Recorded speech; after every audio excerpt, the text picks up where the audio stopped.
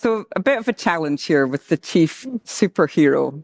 It sounds like, I mean, where are we on the trajectory? It sounds like a title that if we'd had this 12 months ago, it might have been a slightly different conversation.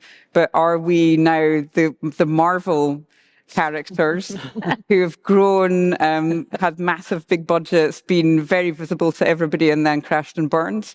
Or are we now the K-pop demon hunters that have some special skills? Nobody quite understands what they do, but they come in the end and rescue everyone anyway. And so I'll pass that over to you to try and answer that question. I mean, Paula, maybe I'll start with you. I mean, what do you see, if you think of the CSO as do you think of yourself as a superhero in this day and age, and have things changed in the last 12 months? Well, what's your toughest challenge? First of all, my daughters would be super impressed if they thought of me as a K-pop. Yeah, and there's three of you. I think it works. Yeah. And it would give me an element of coolness that I just literally don't have at the moment. That's for sure. So I think for me to answer the question, I would say things haven't changed so much because we have got a vision at Currys. So Currys, a market-leading electrical retailer operating in the UK and Nordics, and the vision is to help everyone enjoy amazing technology. And that's been the vision for the last 5 or 6 years, and it remains so. And so at the center of that is really how do we give technology a longer life? And longer life is recycling, it's selling refurb tech, it's repairing stuff, it's harvesting parts, it's all of those sorts of things. So this agenda is not like a sort of, a side adjunct to the business. It is absolutely part of the commercial agenda. It's a strategic priority. So myself and the team and all of the many, many people across the whole business working on this, I suppose we are superheroes in our own right, but we're really just doing the business. Yeah. We're driving the business forward. And I think that's what makes it impactful. So why is that so important? I mean, you could say, okay, this is just circularity, but why is that particular approach so important to the business? And when you go to the board, oh, well, we're recycling things, we're taking things back. It doesn't sound very sexy, but what's it doing for the business? It really is. No, there's 100,000 tons of recycling every year that we're doing. Wow, we're repairing 1.6 million products across the group. We've got so that's a monetary value then. Yes, that's absolutely. And the beautiful thing actually, we collect all of this stuff. So we have this thing whereby if you've got your old stuff lying around at home, and literally there are millions of unwanted pieces of tech in people's houses, you can bring it into a Currys store, get a £5 voucher, and then we'll recycle that. But the beautiful thing is that we can take the parts from it, and then it can be used in the repairs business. Right. So this is doing good all round. And so the reason it's important is I won't get into all the numbers, but this is commercially really important from the business. It's making money for us, and it's making more money for us. And I would say from a customer perspective, they love it. Yeah.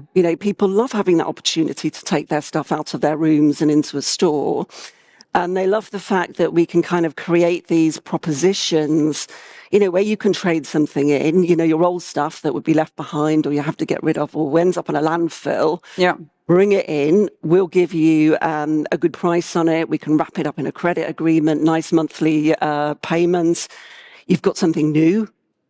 Everyone wins. So I would say to you, the reason it's important, it's commercially, customers love it. And the last thing I'd say is from a colleague perspective, people are super proud of this stuff. In the stores, in this repair centre, they're really proud of what they do. They love talking about it, and it's wins all round. So just one final question. Was it the sustainability function that came with that idea? Where did it come from? Or was it your staff on the floor saying, look, we have customers coming and the stuff's broken. What do we do? Yeah, I'd have to say it was all my idea, but sadly not.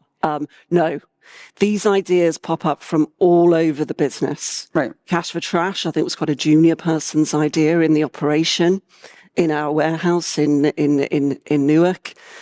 In the repair lab, they're constantly coming up with new ways to think about making things more efficient, getting more stuff repaired.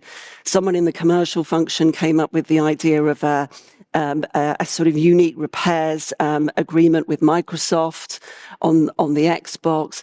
This stuff is filtering up, and we've got this Some of it's coming right from the bottom, actually. And then we've got this whole cross-functional team of leaders from right across our business, in the commercial team, in the operation, in the warehouse, in marketing. I mean, they're everywhere. And they are leading the charge.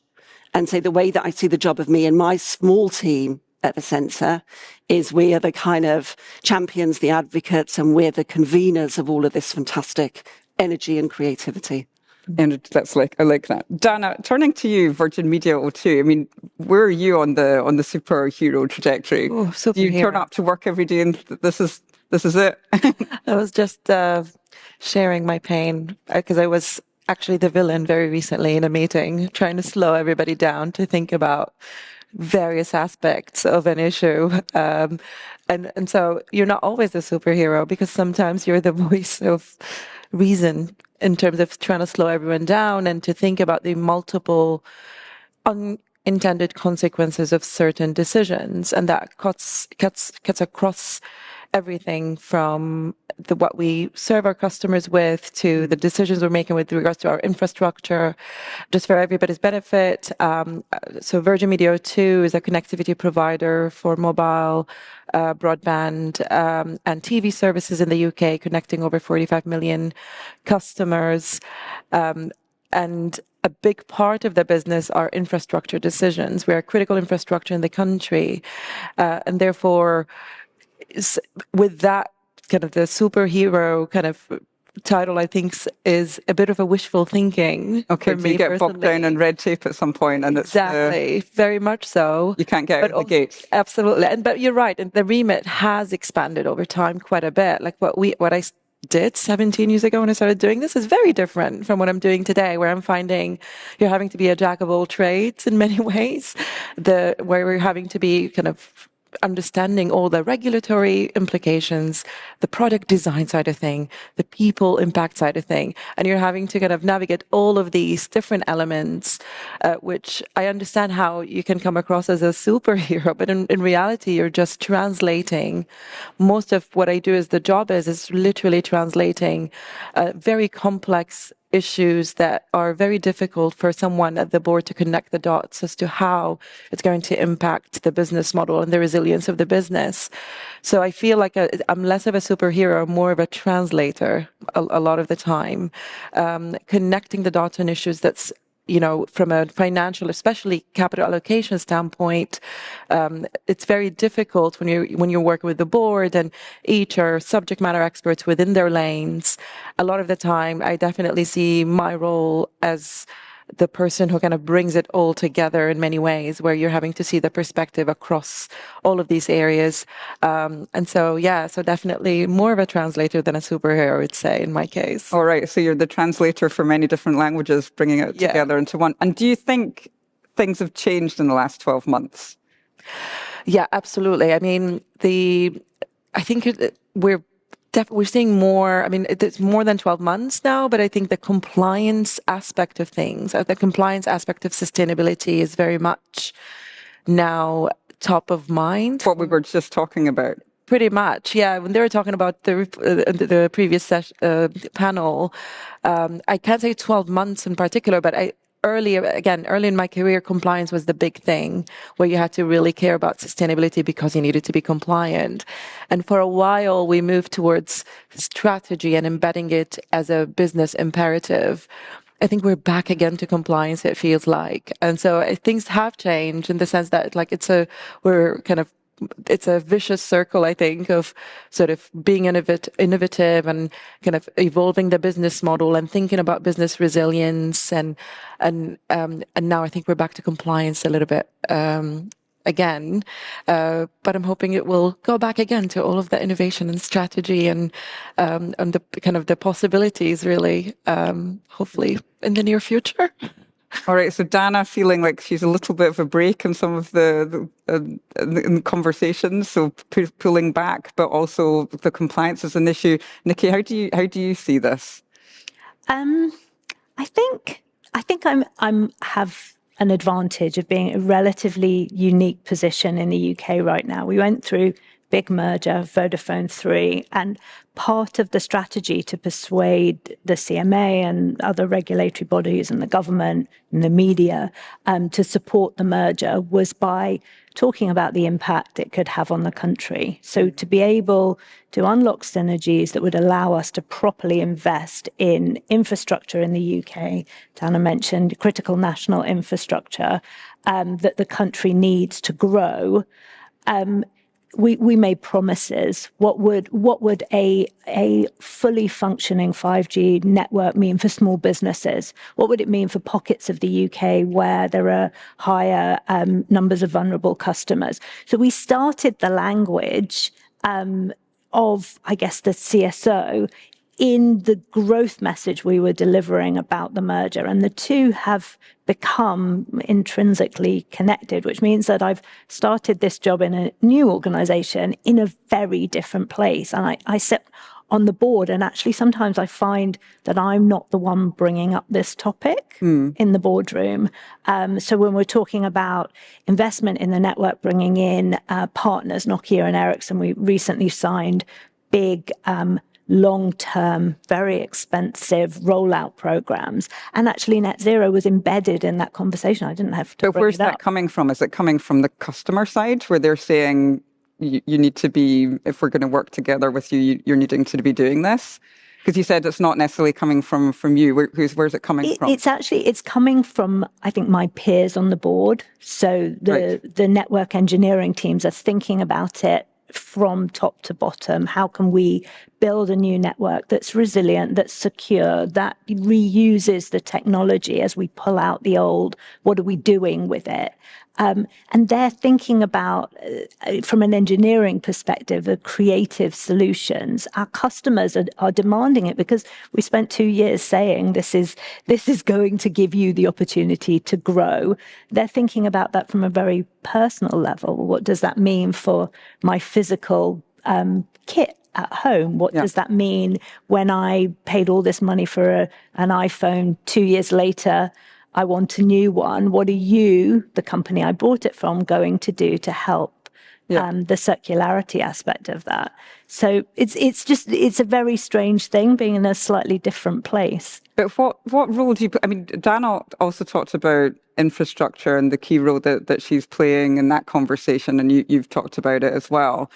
And Dana, you mentioned antitrust issues on the CSO panel earlier this week, and that there's a challenge in not being able to talk with other companies and share sensitive information. I mean, generally superheroes are in gangs and they go around and they have different powers and do things together. I mean, how do you get around that? I mean, Nicki, is that something that, are you able to say, okay, I've got this and then you've got the stick and I've got the wand or something? We collaborate. I guess, it's a number of things. So VMO2 and Vodafone 3 have reciprocal arrangements across the UK of who builds what and who leads and who follows in the actual infrastructure build. We also have quite a few partners in common, whether it's third sector partners that we work with.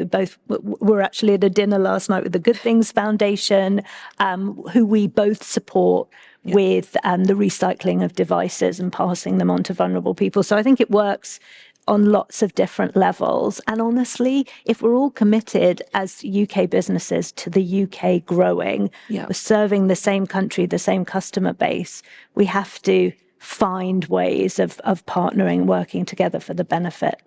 Yeah, but also regulation plays a role here in collaboration as well, like with the Shared Rural Network, which is very much a government-led initiative that brought us all together to work to make sure that the rural parts of the UK are connected. So regulation, even though I was speaking earlier about how it's really hard because of regulation, but in some cases, it does bring us together with really clear benefits and outcomes for the customer. So, I mean, there are definitely challenges in some areas where there's a very clear, and to your point, like competition things that we need to navigate, or like refurb devices, for example, and how do we serve customers in the right way there, especially within our space. E-waste is a massive, massive issue. But regulation does help quite a bit, but also common purpose comes into play quite a bit, where we are part of the Net Zero Industry Steering Board, which is led by the Digital Connectivity Forum. And within that, the operators come together to essentially talk about the challenges with regards to energy efficiency and just the energy transition overall. And so there are platforms where we can come and have really open conversations about the challenges, because I think we can get lost in trying to kind of show the good side of things. But now we're at a point where we need to really get honest around the fact that we're struggling with a few things, like Scope 3. I'm not going to mention Scope 3, but there are areas where we don't want to go down that hole. Let's not go down that hole, but there are areas where I think it's time for some honest conversations. So let's talk about money, Paula. When you go to the board and you're looking at sustainability as a function, you obviously want to be delivering commercial value. Yeah. It can't just be seen as a silo that is not delivering value for the business. How do you do that? How do you make sustainability a commercial engine and embed it and go to the board and they're embracing that and see it as that? Yeah. So I think there are two different types of sustainability, I guess the way that I would see it. What I was describing in my opening is where you've got that clear commercial value. Yeah.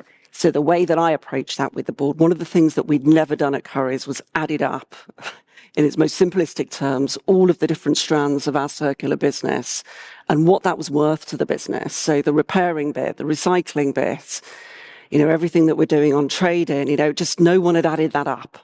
And so I went to the board with the team and said, look, if we put all of this together, this is the value of this part of the business. And everybody's like, wow, that's a big part of, revenue. There's a lot there. There's margin there, and it's increasing in profitability. And that makes for a very rich conversation with the board because, of course, we've all got the same interests. Right. We want to do what's right. And we want to do what's right for the business, and we want to do what's right for the customer. So that's a conversation that the board are deeply interested in, and the executive team. Now, there's a different flavour of sustainability conversation where it is still the right thing to do it, but it's not as easy to show the connection to profit. And so the example that I would give there is the whole net zero journey and removing gas, removing diesel from the estate. So it's a scope 1 and 2 emissions story. And so what we did there was set out a multi-year investment program. We had a stack of horrible old air conditioning things in the stores. You just wouldn't believe, pumping out dirty gas. Some of them 30 years old. You would not believe the money to replace this stuff, folks. It's absolutely incredible. And so, of course, that's a really tough commercial discussion. Yeah, so how did you get that done? Well, I have to say it was a load. We did get it done. There's a multi-year program in place and everyone's signed up to it, board and execs. And so, first of all, I think what we've got is a commitment in the leadership to do the right thing, because it is the right thing, and it's the right thing. It's important to colleagues. Yeah. And it's exactly. You're working in the you look around and you see the lorries that are coming down. It creates an impression, doesn't it? Yeah. You can't improve that, but you know it's there. And then a whole host of what I would call lobbying, harassment, influencing, and just persistence from a number of fronts. So myself, the team, I cannot tell you the number of meetings all across the group, because of course we've got the Nordics in there as well, one-to-ones, groups, over and over again. And I think in the end the CFO said, Paula, let's not have you coming back again with this ass.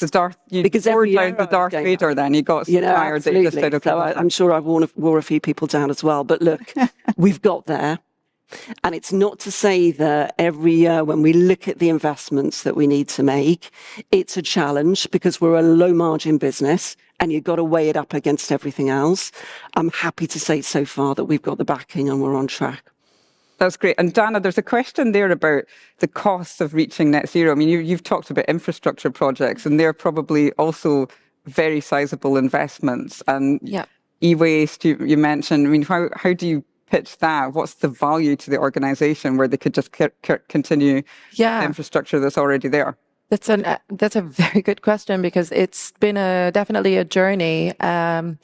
And for us, it took actually us doing a piece of work that is called the cost of doing nothing that got them to look at it differently. And TCFD played a role there, even in the way we talked to the board about this. You calculated the cost of Pretty much. basically sitting on your hands. Exactly. And we also embedded... How do you even go about that?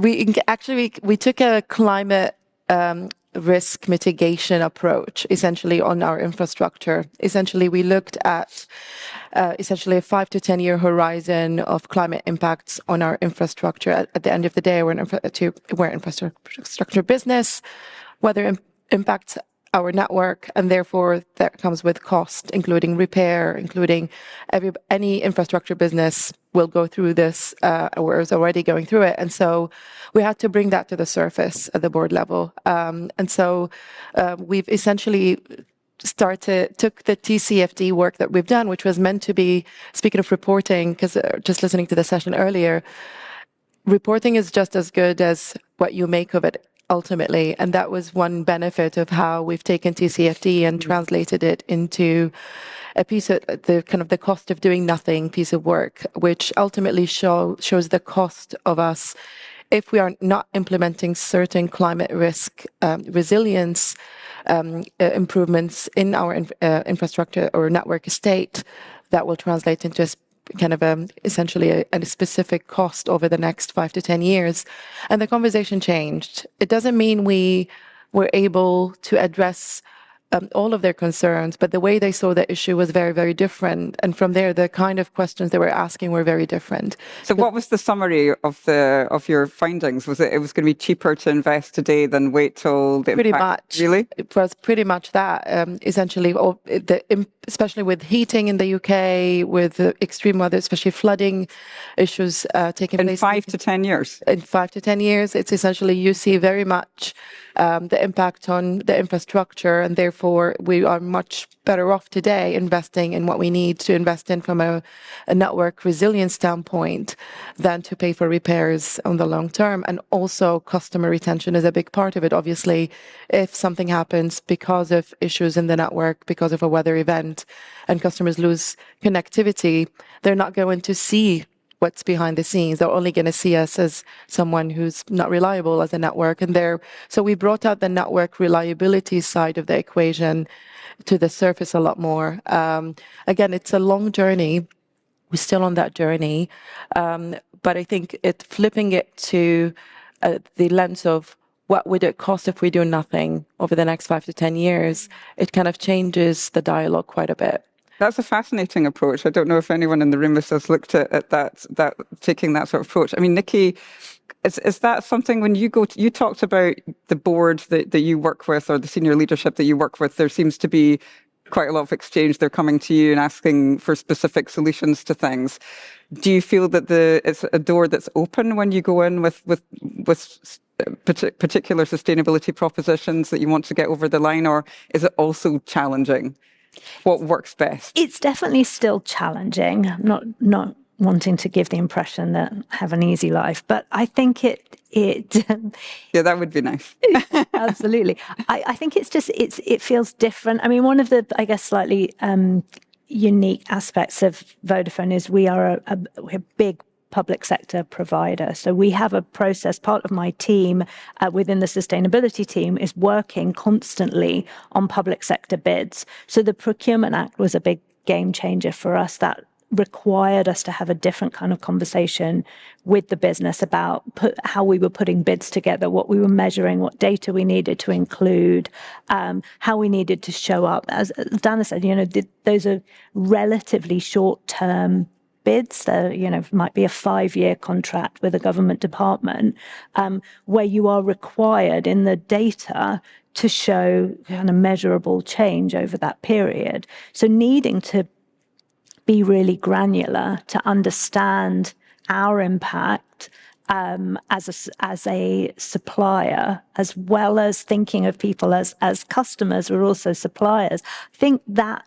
puts you in everybody else's shoes. You have to sort of look at things differently. And the Procurement Act made it very clear, I guess, is slightly different from companies that are for big global companies or trading in the US, where those requirements are still very much at the heart of how we win business. We need to deliver on them. Yeah, so delivering on value, wearing the board down, and coming with good arguments about price. I think that's a good way to approach the topic.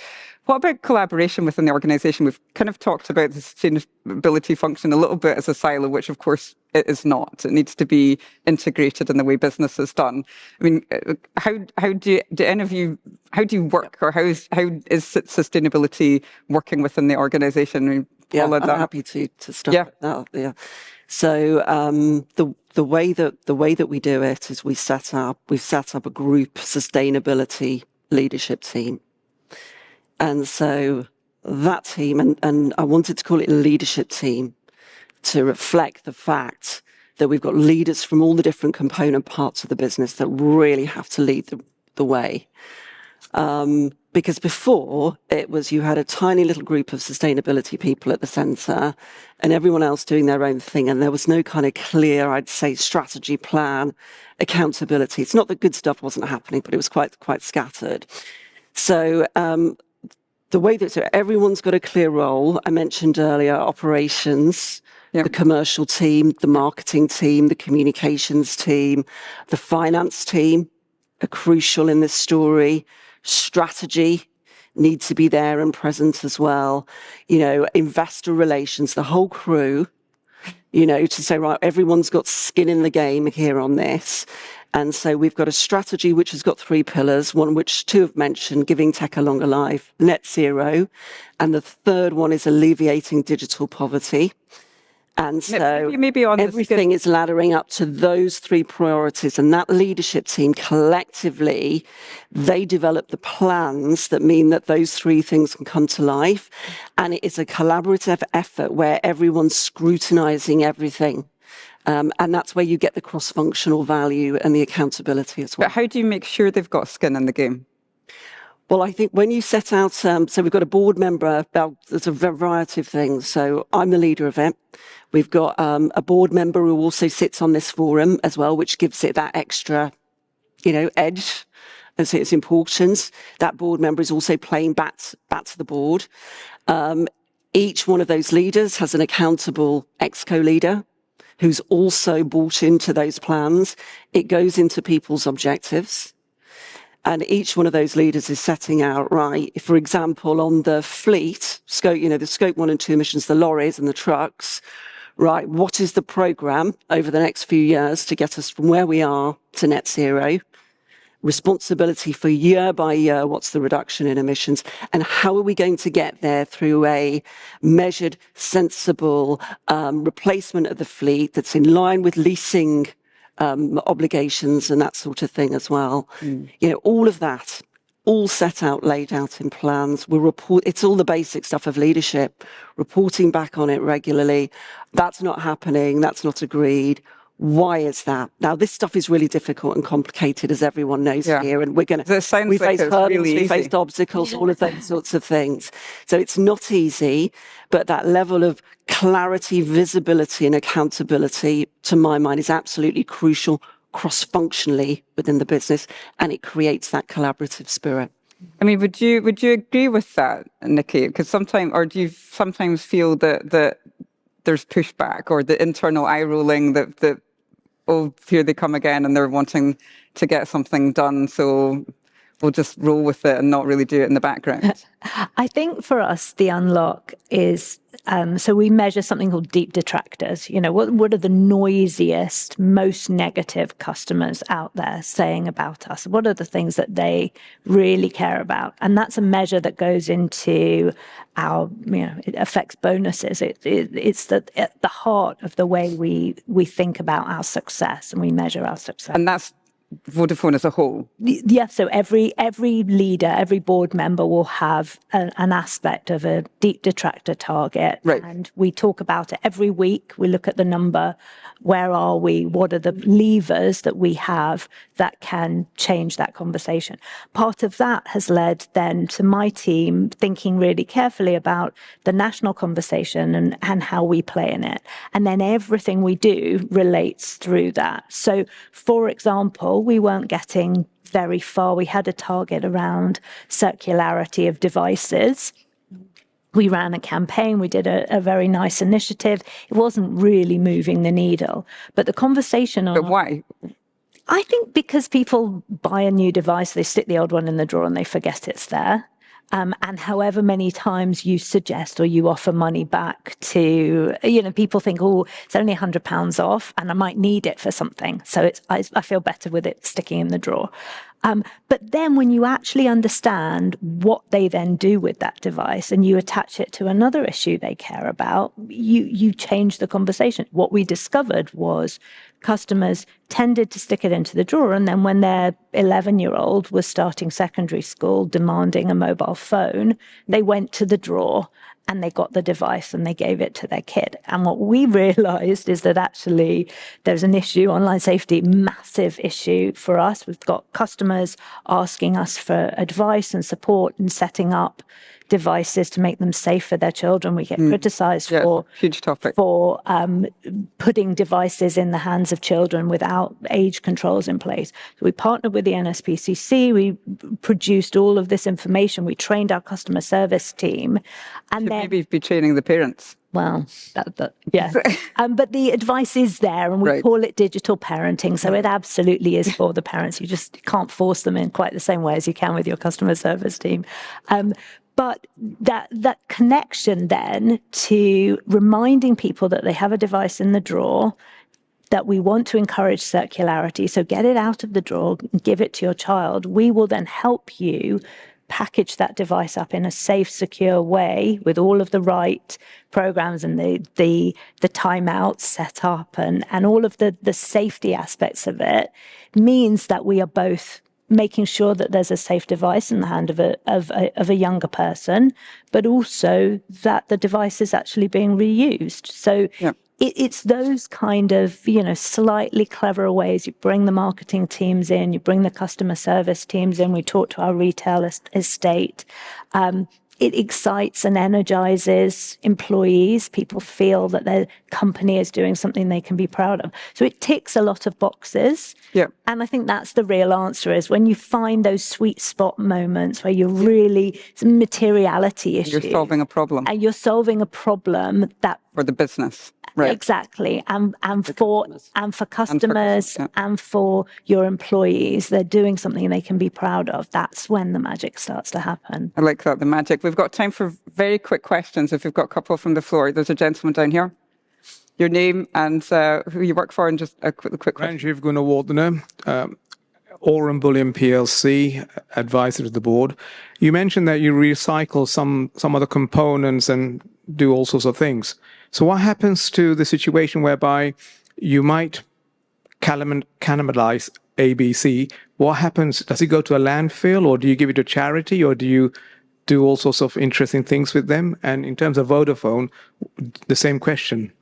So answering quickly, it's a number of different things. So infrastructure, actual bits of kit that we upgrade from the network, we reuse within the Vodafone global network. So tech goes to other countries where it might be usable. We also sell it in mass to suppliers who then, I guess, do what couriers do, pick it apart, use all of the bits of it. We recycle where it can't be reused, and then absolutely everything kind of finds its home somewhere. It's the same with customer tech. We encourage reuse and recycling, and the circularity is measured and reported on. Yeah, it's exactly the same. So we collect the tech.